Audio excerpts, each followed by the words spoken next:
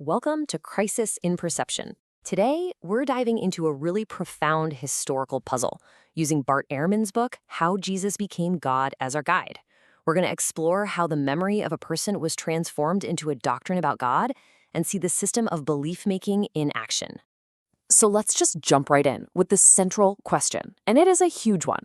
How does a man, a peasant from Galilee, who was executed as a criminal, eventually come to be seen by billions of people as the literal creator of everything? Now, for us, this isn't a theological debate. It's a historical mystery we're going to unravel. And to solve it, we have to start at ground zero. The historical Jesus was, by all accounts, a man, a lower-class Jewish preacher from a part of the world most people had never heard of, whose life ended with a brutal, shameful public execution. That's our starting point. And this quote from Ehrman really nails the approach we're taking. We're not asking if a man became God. We're asking how his followers came to believe that he did. We're tracing the incredible evolution of that idea in the years and decades after his death. So, to even begin to solve this puzzle, we have to step back in time and get inside the heads of his first followers, because their entire worldview is the key to all of this. This is probably the most important concept to grasp. See, for most of us today, there's this bright, uncrossable line. You're either human or you're God. End of story. But in the ancient world, that line was, well, it wasn't a line at all. It was more like a spectrum, a vertical continuum where the human and divine could and did meet.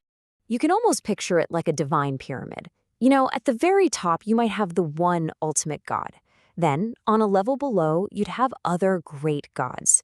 Below them, you'd have all sorts of spiritual beings, angels, what they call daimons. And then, at the bottom of this divine pyramid, but still way above regular people, you had this fascinating category, divine humans. And this wasn't just some abstract idea. Look at Apollonius of Tyana. He lived around the same time as Jesus. His followers claimed he was the son of a god, that he performed miracles, healed the sick, even raised the dead, and eventually ascended into heaven. The point is, the category of divine human was already there. It was a lens people could use to make sense of extraordinary figures. Okay, so with that ancient worldview in mind, we can look at the very first major theory that Jesus' followers developed. It's an idea that starts from the ground and goes up. They called this exaltation Christology. And the key is right there in the name. Jesus starts out as a mortal man, fully human, and his followers came to believe that because he had been so righteous, God did something incredible. He raised him from the dead and exalted him, elevated him to a divine status right beside him in heaven. And you've got to understand, the earliest belief wasn't just that Jesus came back to life to walk around for a bit. No, the resurrection was his moment of exaltation. It was the act of God literally lifting him out of the human realm and into the divine one. This is very likely the first way his followers saw him as divine. But that's not the end of the story. Not by a long shot. Because over time, a totally different and incredibly powerful idea began to take hold, one that completely flips that first model on its head. This one is called incarnation Christology. In this view, Jesus doesn't start as a human who becomes God.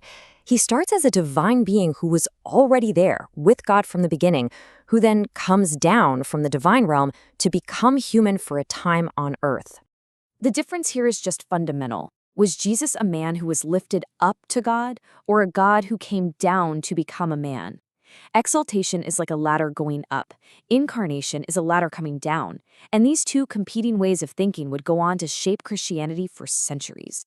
For the first few hundred years of Christianity, these two ideas, along with all sorts of variations, existed side by side. It was this vibrant and, frankly, often messy and contentious marketplace of beliefs. What's amazing is you can actually watch this theological battle play out right in the pages of the New Testament. The very earliest beliefs seem to pinpoint Jesus' divinity starting at his resurrection. But then, as you move through the Gospels, that moment gets pushed further and further back in time. First to his baptism in Mark, then to his birth in Matthew and Luke, and finally in the Gospel of John, all the way back to before the creation of the universe itself.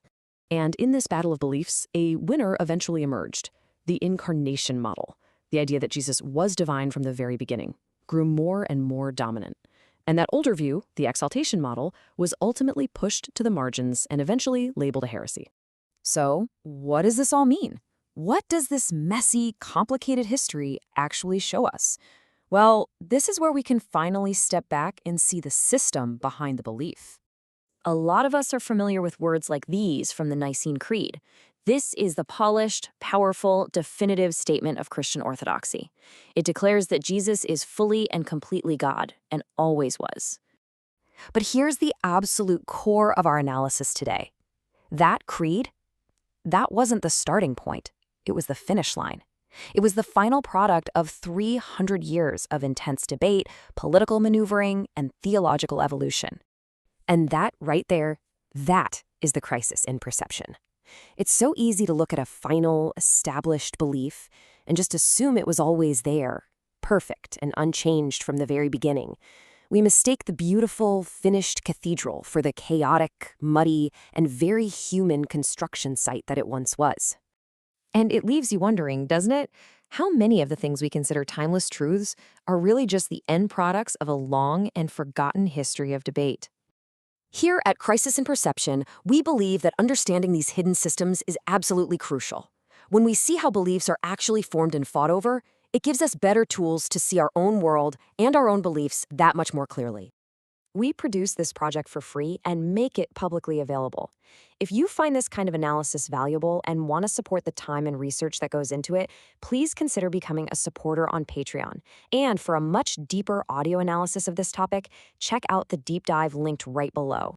If you enjoy this kind of systems-level analysis, please do us a favor and like this, subscribe for more, and definitely let us know in the comments what topics you'd like us to tackle next. Thanks so much for joining us.